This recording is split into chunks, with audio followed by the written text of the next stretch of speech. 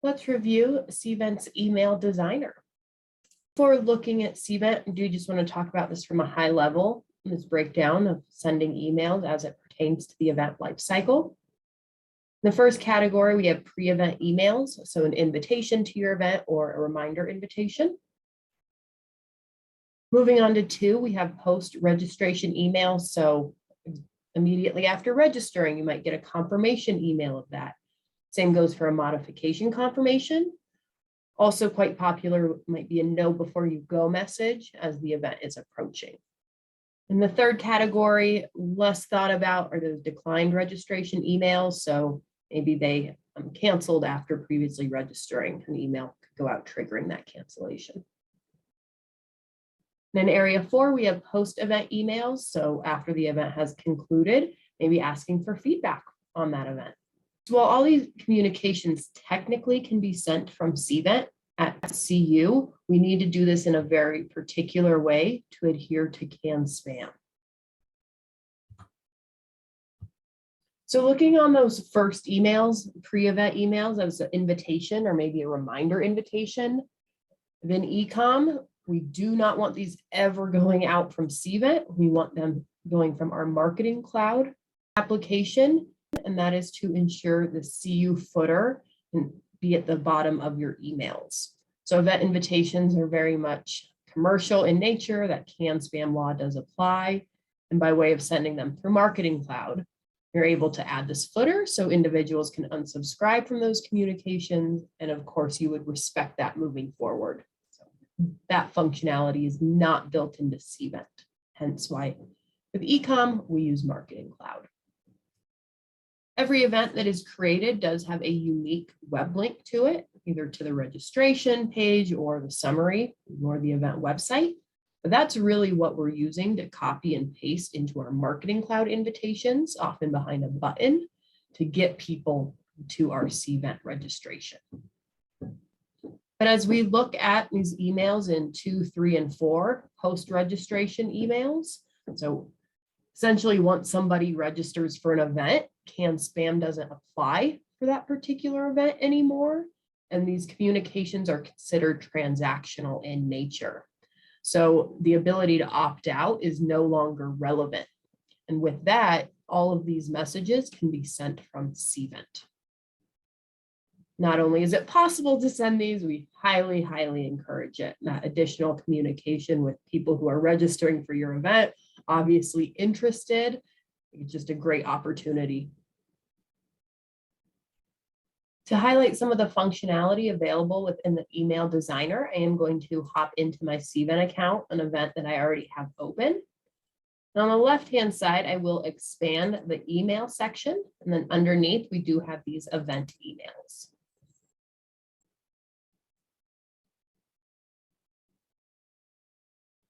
From here, if you scroll down, you see a list of all possible emails. You'll notice many of them are not active, so you don't really need to think about them.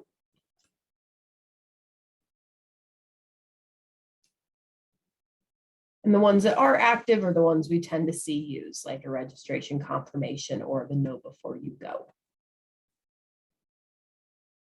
To actually take a look at these emails, I like to, up at the top, just go ahead and click on this blue Open Email Designer button. And within this one designer, you can control the body of the emails. So you do have this pane on the left-hand side, kind of a preview of what you'd be seeing, where on the right-hand side, you have what's called widgets that you can drag and drop into here. And once clicked on those widgets, you have different settings that you can configure on them. You also have up in the top left corner a navigation between these different emails. So we were automatically taken to the first one in the list, but we're not using this invitation. So you might want to scroll down to like the registration confirmation. We'll see that new email here. I want to highlight on the right-hand side, we're currently on build, so adding widgets to this email, but underneath there is a theme. And it bums me out a little bit. I wish if you're familiar with the site designer within Cvent as well, there's a theme, and it'd be my hope that it would carry that same color theme and such from the site designer to the email designer, but that's not the case. And so if you're ever seeing colors in here that are really not CU-esque or something, it might be worth going ahead and checking out the theme, making sure your fonts are the color you want, or rather the font that you want. I also want to highlight that we do have this header and footer. So this is similar to the site designer and can really help bring efficiency, that the same header and the same footer are going to be carried across every single email. So not something you have to add to every email, which is great. If you do want to edit the header or footer, there's a couple of different ways to do it. You could click into these blocks. You could even click on this header and footer above this widget right here. Once I clicked on that widget, I also got the section on the right-hand side where you could say edit template, and that will take you to it. A third option in this top left navigation, it is going to be all the way at the bottom, the header and footer. So 3 different ways to take you to where you would control this. So if you did want to swap in your image, you are absolutely welcome to do so. I do want to call out the importance of data tags being used in these emails, and some of which are already configured, but you can also add. So we're using data tags to pull in the start date, start time, and the end of this event. But let's say we accidentally backspaced on this. Oh no. You can always go ahead and re-add items or add new ones with this data tag little icon here. And from there, you can go ahead and search or scroll through as you want.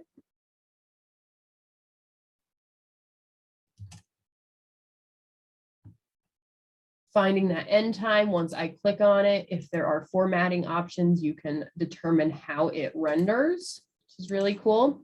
And it's gone ahead and been put back in there. In this case, the location and address is not being pulled in because I didn't provide it within my basic event information. I will also call out what we're seeing underneath here, which is a widget voted to registration information. So it could already be in your emails, depending on what you started with, but it's also easy enough of dragging in this registration information widget. Once it's in there, you do have the control of what you display here. Maybe they added guests, but you don't want them to see that here. I'm not sure why you would do that, but just noting there are additional controls. I want to make a brief mention that you do have some additional controls in this top navigation, specifically that if this was an email that you were hoping to check how many people were not only opening it, but who's clicking on particular links. Maybe there's an action your folks must take before they come to your event. You can enable click tracking here. Be sure to apply it after checking that. Do note you'll always want to save your changes, but after that you can go ahead and exit out. So we just looked at opening the email designer to control the body of our communications, but if you're curious what the subject line of your message might be, in that case, you would go ahead and scroll down in this area and click on the name of that particular email. So maybe the know before you go message. And you're taken to the details tab with this basic information. So there's a name of the email, which is all internal facing. But then in the subject line, we are seeing things like this reminder, and it is leveraging data tags. So pulling in the title of this particular event, as well as the start date. If you want to make changes to that, you can always edit that blue button in the top right corner. So either type directly in there, or you can input data tags with this nice search function. When you create event emails, I encourage you to think about that registrant experience and where they are in that event lifecycle. So mostly that registration confirmation is just that, confirming that it went through, it didn't fail for some reason. So that's definitely important for paid events, but non-paid events, I think, is valuable.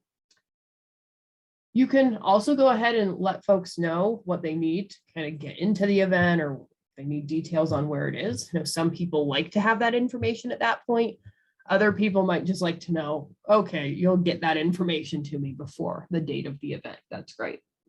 As best you can, use minimal text, and instead of providing a ton of information, when you can, link to other pages, whether that's something on your kind of personal department site or part of your event website within Cvent. Highly encourage you go ahead and add a calendar link. You can do that within a button. So to add the add to calendar option, there's a couple of things to be mindful of here. So one, there is a data tag. And I'll just type calendar here. And there is an add to calendar link. So when we go ahead and add that, we see this add to calendar. So that option is awesome. What I also like to do, if you click on this add to calendar URL, I'm going to copy it from here now. I'm just trying to get that data tag, and I'll close here, and I'm actually going to delete it from here since I've already copied it. And then I can go ahead and drag a button into here. And so it says custom link right now, but I can change it to add to calendar. And that link URL can be that calendar URL. So both of those will get people to a specific link that will add this to their calendar, which is really cool. A quick mention around paid events. This would be a great opportunity to mention what your refund policy is and how to identify this charge on a credit card. If you have more questions around paid events, highly encourage you to go check out that wiki and a recent reporting we published. When you move on to the know before you go email, these being sent out as the event is approaching, mine tend to get a lot more detailed. So of course we look forward to seeing you, but what do they need to get to that event? Maybe you gave them general location before, but you might get real detailed at this point. This is a great opportunity to not just inform, but to build excitement. So maybe you had a speaker that rolled out recently. It's a great time to re-mention that or connect them with other registrants. Maybe you've got some gifts you're giving away, or a quick mention around the reports. I'm on the reports navigation and then click into reports here. Typically, or most popular, is individuals looking at registrants who's registered for their event, but relevant to these emails are these email reports. So I mentioned earlier the click summary. This is only going to show up if you've enabled it in a particular email. So if you run this and there's no data, you might not have enabled it. But as far as the email summary, seeing who opened it, that'll always function. So just a great way to see how people are engaging with your messages as the event approaches.